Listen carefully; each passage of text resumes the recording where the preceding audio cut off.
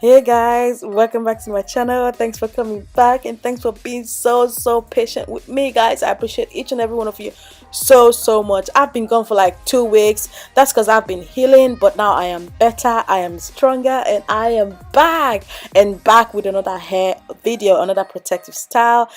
First of all, I just want to apologize for my dirty ass looking hair. My hair is dirty. I am so sorry for that, guys.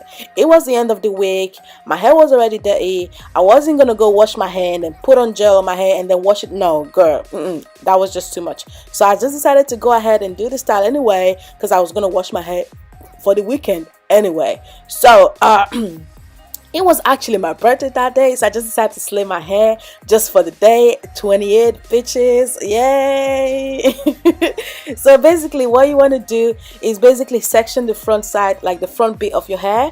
As you can see me do, what I did is just like, do the circle side part, and just section that bit. You don't have to do a circle like I did. If you want to do it straight back, just do it straight back. If you want to do it, do what makes you happy. That's important. Do what makes you comfortable.